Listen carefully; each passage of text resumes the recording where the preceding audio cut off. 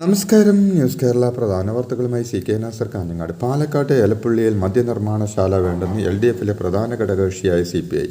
ആലപ്പുഴയിൽ ചേർന്ന സംസ്ഥാന എക്സിക്യൂട്ടീവിലാണ് തീരുമാനം. കുടിവെള്ള പ്രശ്നം പരിഹരിക്കാതെ പദ്ധതി നടപ്പാക്കരുതെന്ന് CPI സംസ്ഥാന എക്സിക്യൂട്ടീവ് തീരുമാനിച്ചു.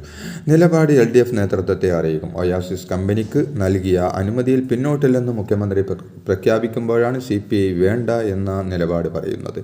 അനുമതിക്കെതിരെ കടുത്ത നിലപാടെടുത്ത പാലക്കാട് ജില്ലാ എക്സിക്യൂട്ടീവ് തീരുമാനത്തിനൊപ്പം നിൽക്കാനാണ് ആലപ്പുഴയിൽ ചേർന്ന സംസ്ഥാന എക്സിക്യൂട്ടീവ് കമ്മിറ്റി തീരുമാനം.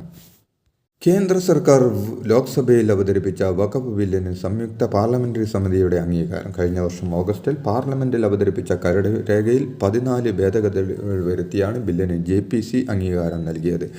ബില്ലിനെ അനുകൂലിച്ച് 16 MPമാർ നിലപാടെടുത്തു. 10 പേർ എതിർത്തു. പ്രതിപക്ഷ പാർട്ടികൾ നിർദ്ദേശിച്ച 44 ഭേദഗതികളും വോട്ടിനിട്ട് തള്ളി.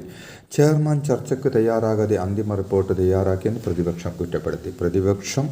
ഭരണപക്ഷം നിർദ്ദേശിച്ച ഭേദഗതികൾ ഉൾപ്പെടുത്തി റിപ്പോർട്ട് ഉടൻ സമർപ്പിക്കാമെന്ന് ചെയർമാൻ ജഗദാംബിക പാൽ അറിയിച്ചു. അമുസ്ലിങ്ങളായ 2 പേർ ഭരണസമിതിയിൽ ഉണ്ടാകുമെന്നതുൾപ്പെടെയുള്ള അംഗീകാരം നൽകിയവയിൽ ഉൾപ്പെടും. റേഷൻ കട സമരം റേഷൻ വ്യാപാരികൾ അവസാനിപ്പിച്ചു. മന്ത്രിയുമായുള്ള ചർച്ചയ്ക്ക് ശേഷമാണ് സമരം പിൻവലിച്ചതായി അറിയിച്ചത്. ഡിസംബർ മാസത്തെ ശമ്പളം ഇന്ന് നൽകും. വിശദമായി പഠിച്ച ശേഷം വേതന പരിഷ്കരണം പരിഗണിക്കാമെന്ന് മന്ത്രി ഉറപ്പ് നൽകി. സമരത്തെ മറികടക്കാൻ 40ലേറെ മൊബൈൽ റേഷൻ കടകൾ ഇന്ന് നിരത്തിലിറക്കാൻ സർക്കാർ തലത്തിൽ തീരുമാനിച്ചിരുന്നു.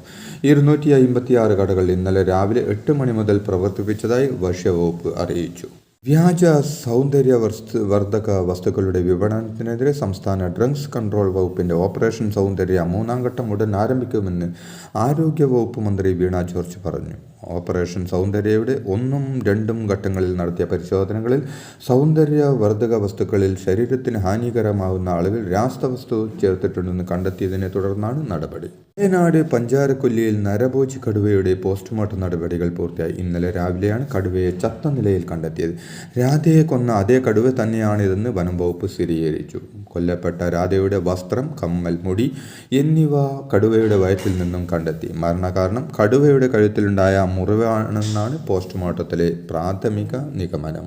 പ്രിയങ്ക ഗാന്ധി MP ഇന്ന് വയനാട്ടിലെത്തും. വയനാട് പഞ്ചാരക്കൊല്ലിൽ നരഭോജി കടുവയുടെ ആക്രമണത്തിൽ കൊല്ലപ്പെട്ട രാധയുടെ വീട് പ്രിയങ്ക ഗാന്ധി സന്ദർശിക്കും. ആത്മഹത്യ ചെയ്ത വയനാട് DCC ട്രഷറർ NM വിജയന്റെ കുടുംബത്തെയും കാണും. ഇന്ന് ഉച്ചയ്ക്ക് 2 മണിക്കായിരിക്കും പ്രിയങ്ക ഗാന്ധി ബത്തേരിയിലെ വിജയന്റെ വീട്ടിലെത്തുക.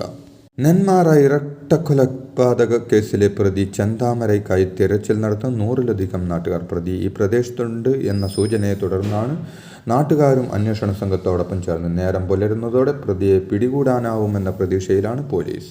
നെന്മാറ